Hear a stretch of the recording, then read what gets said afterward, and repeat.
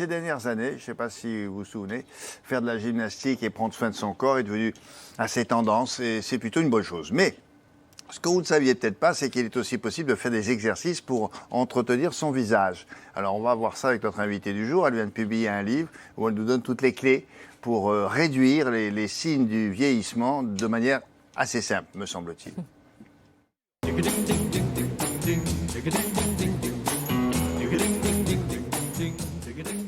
Bonjour Tatiana Justo. Vous êtes coach certifié en gymnastique faciale. Certifié, ça veut dire?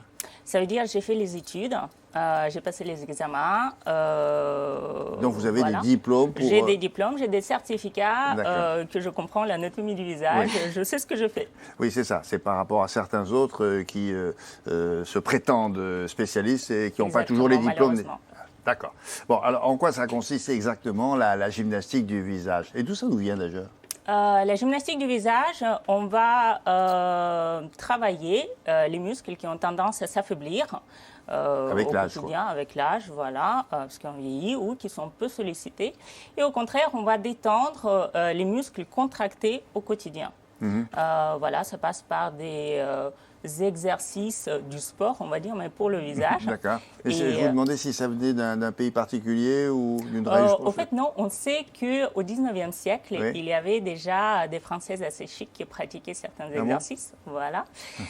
Mais c'est à partir de à peu près 1930 que les médecins commencent à se pencher sur la question. Et donc, les exercices ont été affinés suite... grâce à l'augmentation des connaissances de l'anatomie du visage. Bien sûr, on a codifié tout ça. Bon, alors on n'y pense pas forcément, mais on a beaucoup de muscles dans le visage. Et en quoi c'est important de les faire travailler comme le reste du corps, quoi? Effectivement, on a beaucoup de muscles dans le visage. On a un peu plus que cinquantaine.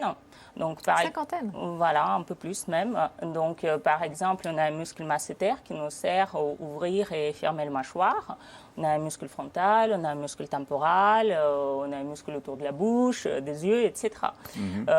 Et donc, les muscles du visage, ils sont plus petits, ils sont plus fins, ils sont entrelacés les uns avec les autres. Et donc, quand on vieillit, les muscles, ils se raccourcissent. Et du coup, ils ont tendance à tirer la peau et tirer les autres muscles.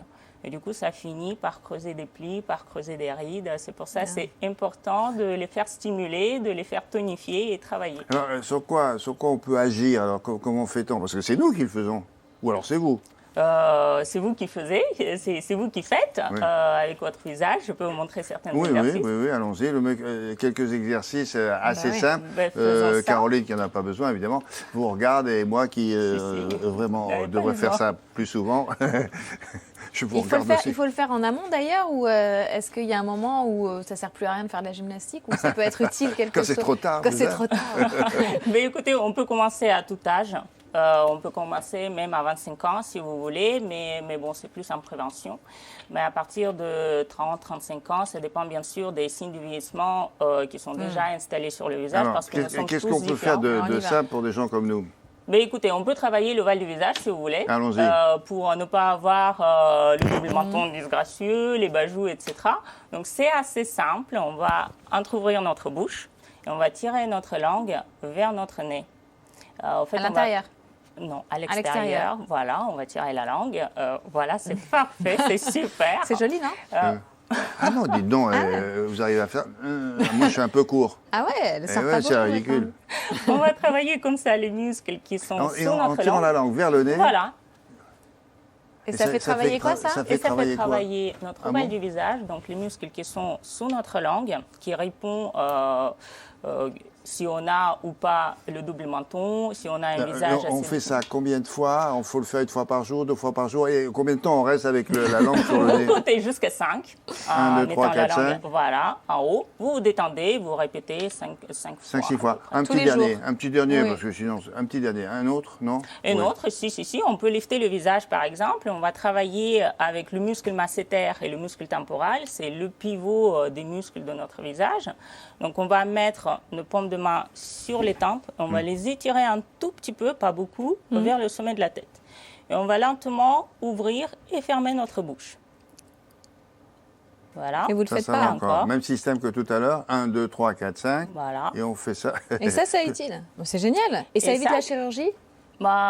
C'est pas la même chose. Et Ah. il faut bien savoir que la gymnastique faciale, c'est pas la chirurgie esthétique, bien sûr. Bien sûr. Même si on peut atténuer certaines rides, voilà. Et alors, quand vous faites ça, c'est bien parce que vous, quand vous faites ça, Oui. Tatiana, qui est Oui. russe, Oui. elle a l'air encore plus russe, je trouve.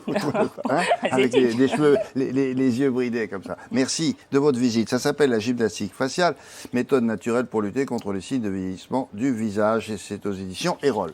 Merci de votre visite. Mais merci beaucoup. Je continue. Hein. C'est oui,